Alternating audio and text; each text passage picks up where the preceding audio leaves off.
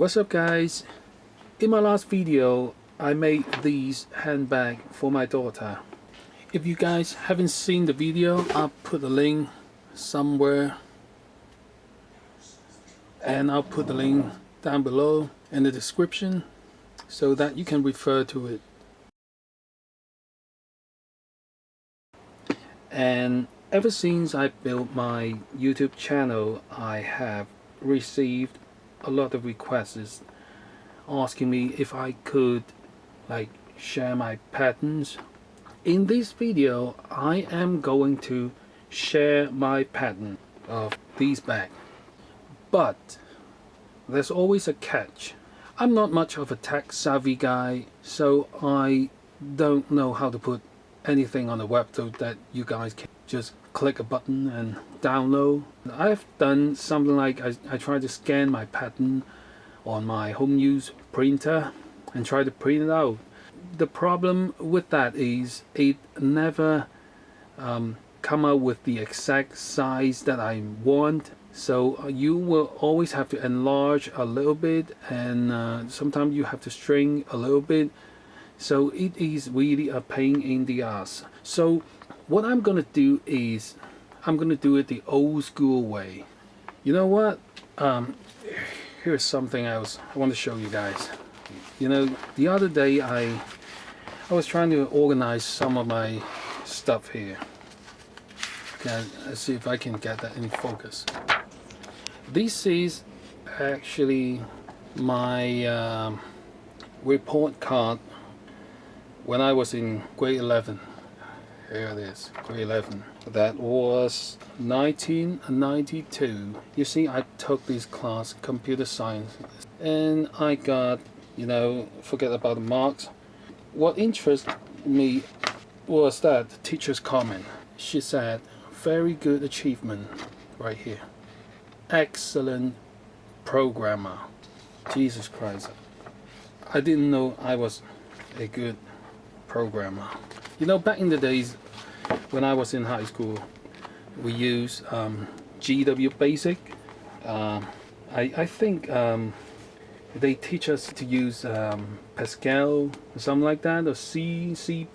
I mean, that kind of programming. I don't even know what you call that anymore.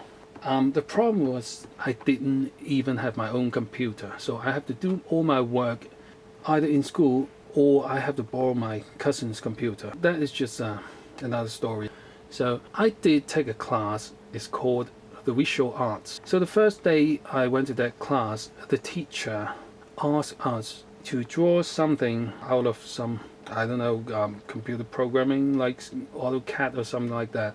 I didn't even know how to do because I didn't even have my own computer. So the next day I dropped that class, but that's okay. It's not something that that important in my life. Well, I got the chance to learn some other stuff that are very useful in my life, like driving or cooking.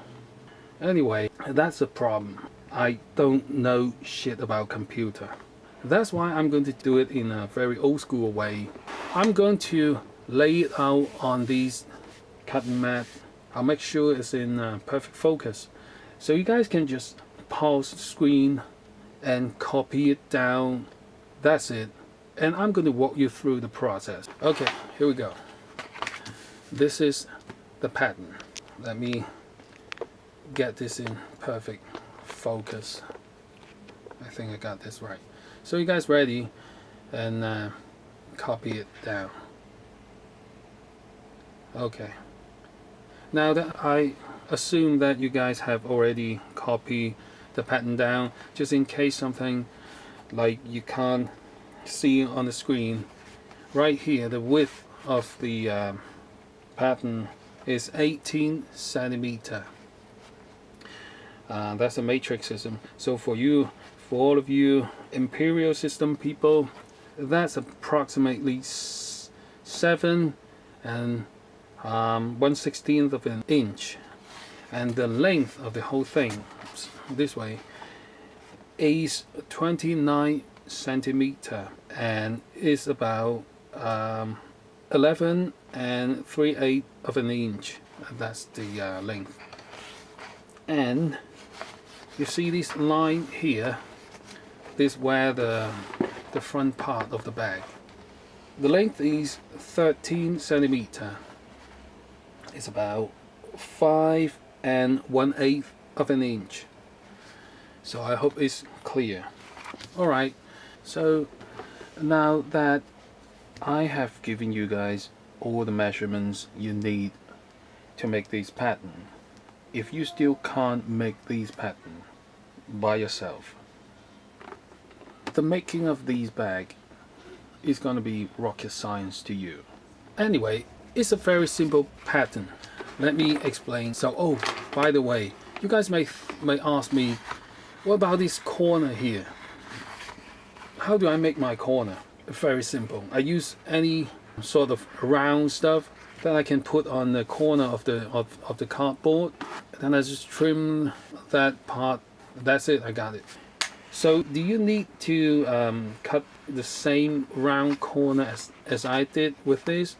The answer is no. You can find whatever perfectly round circular thing,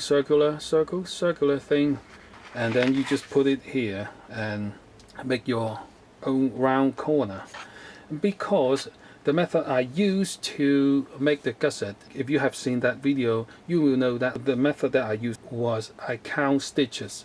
So how round is the corner is irrelevant. So don't worry about that. You just make your own round corner. Let's take a look at this. See, my daughter put a lot of her stuff here. Let me take that out.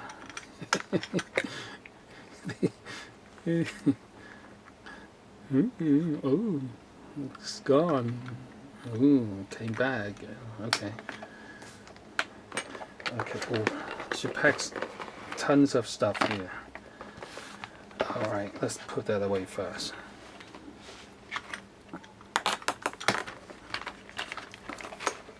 Jesus. Okay. Okay. Now you see the bag. It's empty now.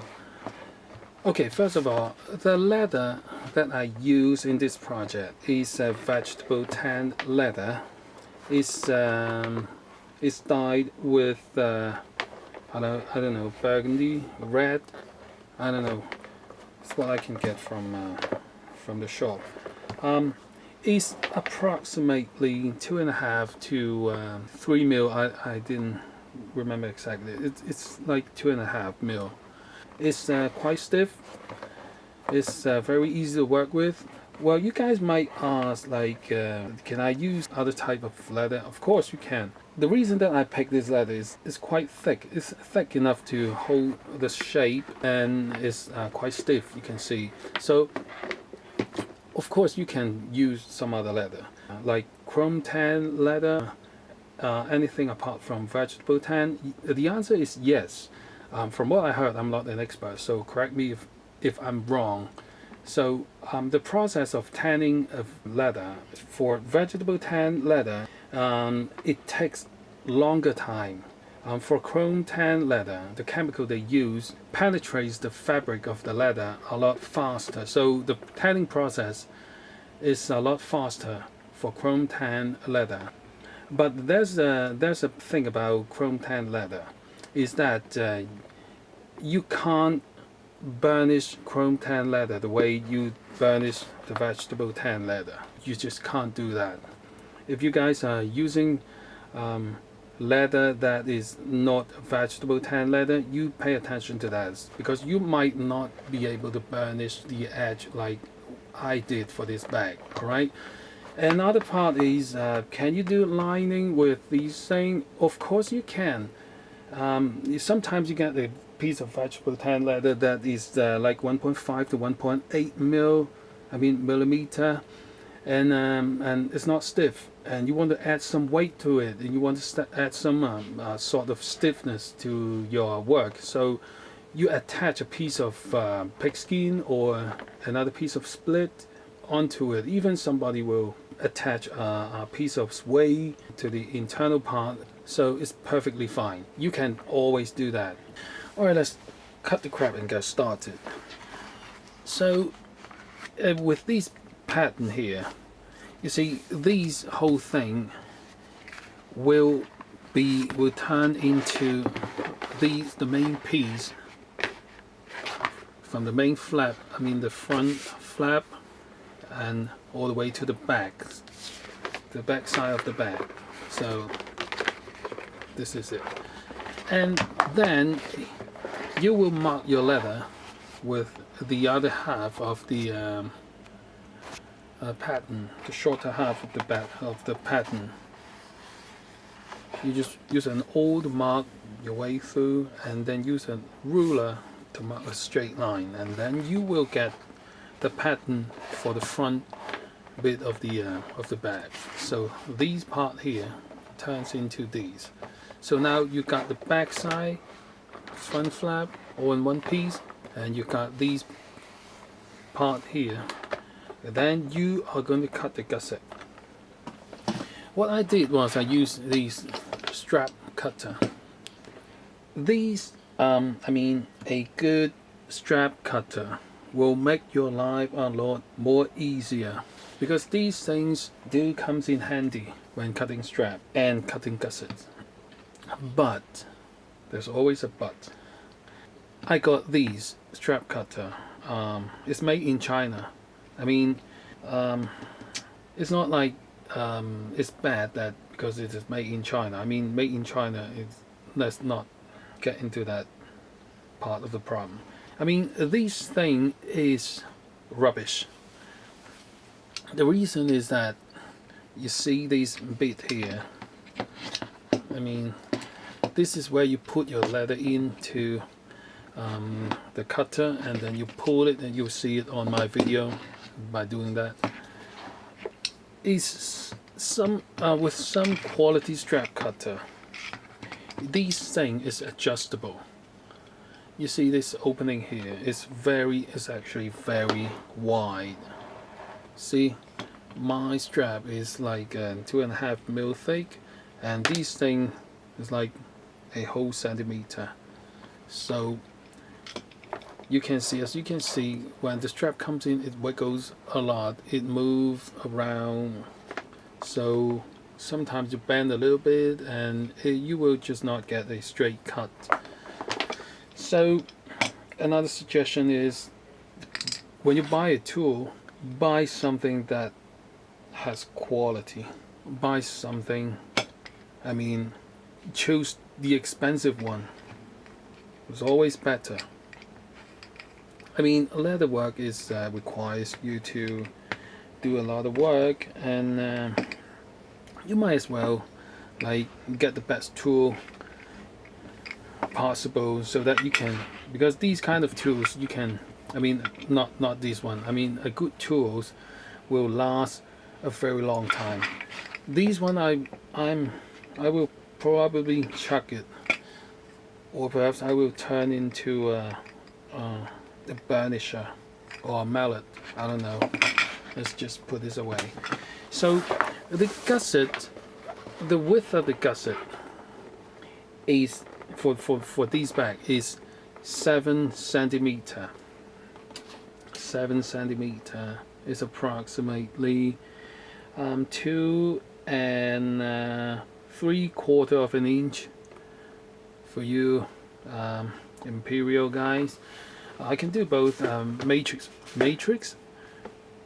system. Did I say matrix at the foot? I believe I said matrix system. The metric system. I can do both because I got these kind of ruler that has both in it. So it's 7 millimeter. So can you do a little bit wider? Yes, of course you can. You can do like for this bag here. You don't want it to be like too wide. I would say 7 millimeter will be the optimal point of the width. So when you cut the gusset into 7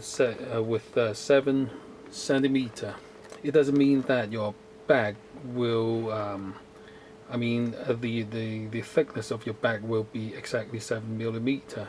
You have to leave some leeway for the stitching. So the exact width of the bag turns out to be 7 millimeter. That's embarrassing. You know what I mean? I mean, this part here is only 5.5, but with the shape of the bag, it gets a little shorter. Narrower than 7 millimeter. 7 centimeter. But anyway, you can decide for yourself for how thick of your bag would be. I would say for this bag, 7 millimeter for the gusset is optimal. So now you have the main piece, the front piece, and the gusset. How you do it is you follow my video, mark the stitching line with the wing divider, and then you punch the hole with the stitching iron, and then you count the stitching hole. I count 98 on this piece, so now that's exactly why I punch 98 holes on the gusset, both on the front and the back, and then I stitch them together. And that's it. There you go. Then you got the main body. So in the main body, the closure I use is the magnetic snap. One part of the snap goes into the main body, and the other part goes into the main flap. Well, the way I did it is I punch a hole first. I measure the center point, and right here is about 1.5 inch. So I install the first half of the snap here first. Before I start, I make the hole, and then I measure the approximate spot, and then I use an awl to mark the other hole through the front hole to these pieces, so that I know it will be exactly the same spot of where it should be. And the reason I got this control here is the snap. When you see that video of me installing these half of the snap, you know there is a prong penetrating through these piece of leather, and then I have to close it something like that, and it exposed to the outside. So I will have to make something to cover that. So the way I did was, you will see I use a ring divider and draw a circle, and then install a control here, and then stitch them together. That's how I make these. You can design your own thing, and you don't even need a control for that. If you use another type of closure, well, after all, it's your own bag, so you can add a little touch to the bag itself. So this is how it's done. And last but not least is a strap. I just use this strap, and I cut to a certain amount of length, and then I fold it and stitch it together and add a ring. Install these buckles to the strap, and these I add this loop after making of that video, because I don't want the extra length of the strap to be flying around. And well, perhaps you might ask, do you need these? Of course you don't. You can directly stitch the strap onto the gusset. It's totally fine. Alright, so this is how you make this bag out of these patterns. So if you guys have some other questions, just let me know. Leave your question on the comment. I will read each and every one of them, and I'll see if I can answer them as much as possible. Alright, I'm going to show you guys some other stuff. It's another project that I am recently working on.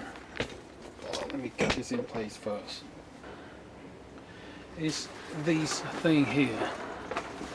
It's a this is what I'm working on right now. It's a large duffel bag. that I'm working on right now. It's almost finished. Well, it's not even halfway finished. But you can see I have the handle, the closure, some strap, and 2 pieces of gusset. They are ready. You see, there are lots of imperfection. Well, not imperfection, is marks here and there in this piece. Well, there was actually a full handprint like this size on this original piece of leather. I didn't pick that part to be part of this bag, but you see, I don't really mind that there are dirt and marks in this bag. Well, if you were making a small piece, a more refined piece like a coin purse, those marks might matter. But for such a large piece of work, it doesn't really matter, because, well, you know, the way I look around my stuff, I'm gonna get marks and somewhere someday anyway, so it's gonna get ugly, so it doesn't really matter. But I was not happy with the inside of the bag. You see these the grain, the hair of the inside of the leather is not that beautiful. So what I'm gonna do is I'm going to add a lining to this duffel bag. So I might get myself a piece of suede. I'm thinking about that. It is gonna be pretty expensive, but